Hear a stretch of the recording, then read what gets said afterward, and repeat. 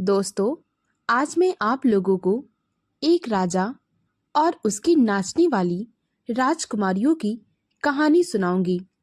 अगर इससे पहले आप मेरे चैनल पर नए हैं तो प्लीज़ मेरे चैनल को सब्सक्राइब करें, वीडियो को लाइक और शेयर करें। तो आइए कहानी को सुनते हैं। एक समय की बात है, एक नगर में राजा राज्य करता था। राजा की 12 बेटियां थीं। राजा अपनी सभी बेटियों को बराबर प्यार करता, उनकी हर छोटी से छोटी जरूरत पूरा करता था। 12 राजकुमारियां एक ही कक्ष में रहती थी। उस कक्ष में हर चीज 12-12 थी। उनके सोने के लिए 12 बिस्तर भी थे। रात के समय उस कक्ष में किसी के भी जाने की इजाजत न होती थी। कक्ष के बाहर बहुत ही कड़ा पहरा रहता था। एक दिन सुबह सुबह राजा अपनी बेटियों से मिलने गया। तभी उसने देखा कि सभी राजकुमारियों की जूतियां फटी हुई हैं, उन पर धूल मिट्टी लगी हुई है। यह देख राजा बहुत हैरान हुआ। उन्होंने जब राजकुमारियों से पूछा तो राजकुमारियों ने साफ इनकार कर दिया। वे कहने लगी, हमें नहीं पता कि हमारी जूतियां कैसे फट गई। और पिताजी, आपने ही तो हमारे कक्ष के बाहर इतना कड़ा पहरा लगा रखा है। भला इस कक्ष में कौन आएगा और हम लोग कक्ष के बाहर कैसे जा सकते हैं? राजा को कुछ समझ में न आ रहा था। वह चुपचाप राजकुमारियों के पास से राज दरबार में आ गया। उसने मंत्रियों से भी इस बारे में बात की। मंत्रियों ने बहुत पता लगाने की कोशिश की, लेकिन हर कोई इस बात को पता लगाने में नाकामयाब रहा कि सभी राजकुमारियों की जूतियां रात में कैसे फट जाती हैं। राजा हर दिन राजकुमारियों के कक्ष में चुपके से जाता है और हमेशा देखता है कि सुबह सुबह उनकी जूतियां फटी होती हैं, और हर दिन राजा उन्हें नई जूतियां दिलाता है।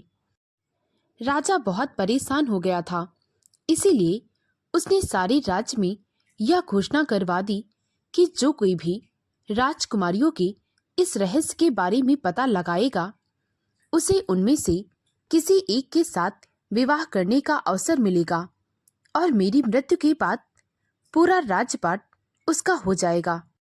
जब यह बात दूसरे नगर के राजकुमार ने सुनी तो वह मन ही मन सोचने लगा, अगर मैंने राजकुमारियों के रहस्य का पता लगा लिया तो मुझे उनमें से अपनी पसंद की राजकुमारी के साथ विवाह करने का मौका मिल जाएगा और राजा की मृत्यु के बाद उसका राज्यपाट भी मेरा हो जाएगा। वह राजकुमार इसी लालच में राज दरबार में आ गया। वह राजा से कहने लगा, महाराज, मैं राजकुमारियों के रहस्य का पता लगाकर ही रहूंगा। राजा कहने लगा, तुम्हारे पास 3 रातों का समय है। अगर तुमने राजकुमारियों के रहस्य का पता लगा लिया तो मेरी शर्त के अनुसार तुम्हें वह सब कुछ मिल जाएगा। लेकिन अगर तुम अपने काम में विफल रहे तो याद रखना, मैं तुम्हारा सर कलम करवा दूंगा। राजकुमार कहने लगा, मुझे आपकी शर्त मंजूर है। राजा ने राजकुमार को अतिथि गृह में भेज दिया। रात में राजकुमार राजकुमारियों के कक्ष के बाहर आया। वह बहुत ही सावधानी के साथ पहरा दे रहा था, परंतु ना जाने कैसे उसे नींद आ गई और वह सो गया। सुबह जब उठा तो उसने देखा कि राजकुमारियों की जूतियां फटी हुई हैं। वह बहुत परेशान हुआ और मन ही मन सोचने लगा, अगर यह बात राजा को पता चल गई कि मैं रात में सो गया था तो वह पक्का मेरा सिर कलम करवा देगा। राजकुमार राजा से कहने लगा, अभी मेरे पास 2 रातों का समय है। मैं राजकुमारियों के रहस्य का पता लगाकर ही रहूंगा।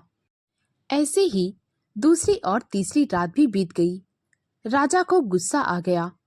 उन्होंने राजकुमार का सर कलम करवा दिया। उसके बाद न जाने कितने लोग राजकुमारियों के बारे में पता लगाने आए, परंतु वे सब मारे गए। राजा राज कामों के बीच में राजकुमारियों को भी लेकर बहुत परेशान रहता था। वह सोचता था कि अभी तक ऐसा कोई भी नहीं मिला जो राजकुमारियों के रहस्य के बारे में बता सके। राजा अपनी बेटियों को लेकर बहुत चिंतित था। वह सोचता था कि कहीं कोई शैतानी आत्माएं उनकी बेटियों को अपने वश में तो नहीं की हैं। इसी तरह राजा परेशान रहता था। तभी एक दिन एक युवक ने जब राजा की घोषणा के बारे में सुना तो वह मन ही मन सोचने लगा, यह बहुत अच्छा मौका है अपनी किस्मत को आजमाने का। अगर किस्मत काम कर गई तो एक दिन राजा बन जाऊंगा और अपनी मनपसंद राजकुमारी के साथ विवाह कर लूंगा। और अगर विफल रहा तो क्या हुआ, गरीबी में मरने से तो अच्छा है राजा मुझे मार देगा। यही सोचकर वह युवक अपने घर से 2 सूखी रोटी एक कपड़े में बांध ली और राज दरबार की ओर चल पड़ा। रास्ते में चलते चलते वह थक गया, इसीलिए आराम करने के लिए एक पेड़ के नीचे बैठ गया। तभी उसे भूख का एहसास हुआ। उसने उस कपड़े से रोटी निकाली और जैसे ही खाने जा रहा था वहां पर एक बूढ़ी औरत आ गई। वह बूढ़ी औरत कहने लगी, बेटा मुझे बहुत भूख लगी है, क्या तुम्हारे पास खाने को कुछ है? उस युवक ने कहा, हाँ अम्मा, मेरे पास खाने को यही रोटी है। ऐसा करो, ये रोटियां आप खा लो। और वैसे भी जब मैं राज दरबार पहुंच जाऊंगा तो वहां मुझे कुछ ना कुछ खाने को तो अवश्य ही मिलेगा। आप यह रोटियां खा लो। यह कहते हुए उस युवक ने बूढ़ी औरत के सामने वे दोनों रोटियां रख दी। बूढ़ी औरत ने वे रोटियां खा ली। वह उसे आशीर्वाद देते हुए कहने लगी, बेटा तुमने तो अपने बारे में नहीं सोचा और अपनी मुंह का निवाला मुझे दे दिया। भगवान तुम्हें सुखी रखे। परंतु तुम राज दरबार क्यों जा रहे हो?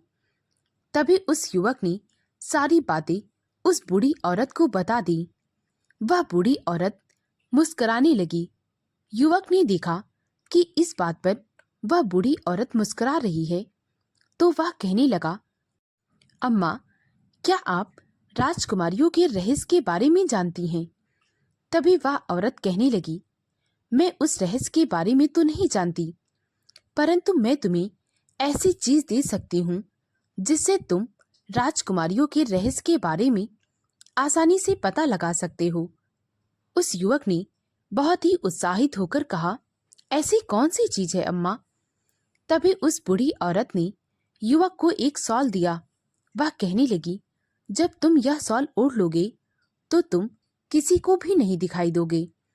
इससे तुम राजकुमारियों के कक्ष में भी छिपकर बैठ सकते हो और वे क्या करती हैं, कहाँ जाती हैं, इन सब के बारे में जान सकते हो। वह शॉल पाकर युवक बहुत प्रसन्न हुआ। अब तो उसकी किस्मत चमकती हुई दिखाई दे रही थी। वह बूढ़ी औरत से इजाजत लेकर राज दरबार की ओर चल पड़ा। थोड़ी ही देर बाद वह राज दरबार में पहुंच गया। वहां पर पहुंचते ही उसने राजा से कहा, महाराज मैं राजकुमारियों के रहस्य के बारे में आपको बता सकता हूँ। मुझे 2-3 दिन का वक्त चाहिए। राजा ने कहा, तुम 2-3 दिन क्या और उससे ज्यादा समय ले सकते हो, परंतु याद रखना जिस दिन तुम अपने काम में विफल रहे सबकी तरह तुम्हारा भी सर कलम करवा दिया जाएगा। युवक कहने लगा, आप चिंता ना करें महाराज, मैं उस रहस्य के बारे में अवश्य पता लगाकर रहूंगा। राजकुमारियां मन ही मन सोच रही थी कि यह युवक कौन है जो इतने आत्मविश्वास के साथ कह रहा है कि वह हमारे रहस्य के बारे में पता लगा लेगा। जब शाम हुई तो बड़ी राजकुमारी ने अपनी छोटी बहन को शरबत दिया और कहने लगी, जाकर यह शरबत युवक को पिला दो। छोटी राजकुमारी वह शरबत लेकर युवक के कक्ष में चली गई और कहने लगी, आप यह पी लीजिए। युवक ने देखा कि राजकुमारी उसके लिए शरबत लेकर आई है तो वह बहुत प्रसन्न हुआ और उसने वह शरबत पी लिया। शरबत पीते ही उसकी आंखों के सामने अंधेरा छाने लगा और वह बेहोश होकर बिस्तर पर गिर गया। पूरी रात चैन की नींद सोता रहा। जब सुबह उठा तो उसे इस बात का बहुत अफसोस था कि वह अपना काम नहीं कर पाया।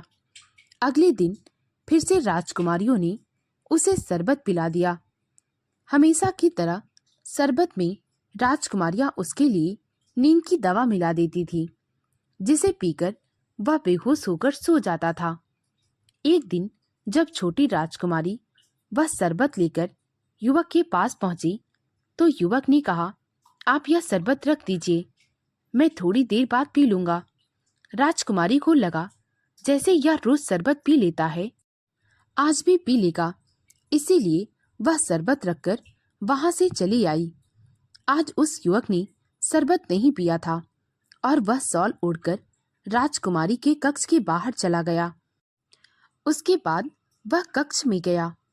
कक्ष में जाते ही उसने जो देखा वह देखकर उसकी आंखें फटी की फटी रह गई। उसने देखा कि 12 राजकुमारियां बहुत सुंदर वस्त्र पहनकर पूरी तरह से तैयार हैं।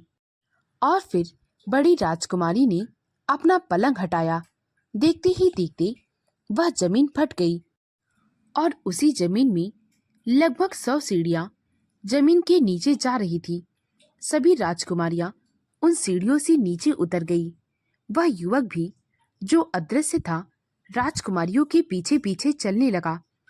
देखते ही देखते राजकुमारियां एक सुंदर से वन में पहुंची। वहां से उस युवक ने एक बहुत ही सुंदर डाली तोड़ ली। उसके बाद वे सारी राजकुमारियां एक नदी के किनारे गईं और अपनी अपनी नावों पर बैठकर नदी को पार करने लगी। युवक भी छोटी राजकुमारी के नाव में बैठ गया। उस दिन छोटी राजकुमारी को अपनी नाव बहुत भारी लग रही थी, परंतु उसे कुछ समझ में न आ रहा था। थोड़ी देर बाद सभी राजकुमारियां नदी को पार करके एक महल के अंदर चली गई। वह महल बहुत ही सुंदर था। उसके अंदर हर एक चीज इतनी खूबसूरत थी जिसे देखकर आंखें खुली की खुली रह जाती। युवक वह सारी चीजें देखकर बहुत हैरान था। थोड़ी देर बाद वहां पर 12 राजकुमार आ जाते हैं।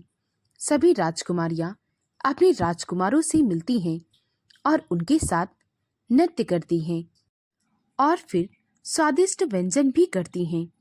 सुबह होने से पहले वे नदी पार करके, उस वन को पार करके, वही सीढ़ियां चढ़कर अपने कक्ष में आ जाती हैं और चुपचाप सो जाती हैं। युवक भी उनके पीछे पीछे फिर से वापस आ जाता है। उसे पता चल गया था कि राजकुमारियों की जूतियां फटी क्यों रहती हैं। सुबह होते ही उसने राजा को सारी बात बता दी। राजकुमारियां इस बात से मुकरने लगी। तभी युवक ने उन्हें उस सुंदर वन की डाली दिखाई और फिर एक सोने की कटोरी, जिसमें उसने वहां पर पकवान खाया था। राजकुमारियां समझ गई कि यह युवक पीछे पीछे उनके साथ गया था। छोटी राजकुमारी ने अपने पिता को सारी सच्चाई बता दी, क्योंकि वह उस युवक से प्यार करने लगी थी। और यह भी तो था कि युवक ने उनकी सारी सच्चाई पता लगा ली थी। राजा को इस बात की तसल्ली हो गई कि उनकी बेटियों को किसी प्रेत आत्मा ने बांधकर नहीं रखा है। राजा ने उस युवक से कहा कि वह अपनी पसंद की राजकुमारी के साथ विवाह कर सकता है। युवक ने छोटी राजकुमारी को अपनी पत्नी के रूप में चुन लिया। राजा ने छोटी राजकुमारी और युवक का विवाह करा दिया और यह ऐलान कर दिया कि मेरी मृत्यु के बाद यह युवक मेरी गद्दी पर बैठेगा। दोस्तों, अगर आपको मेरी कहानी अच्छी लगी हो तो प्लीज़ मेरे वीडियो को लाइक और शेयर करें।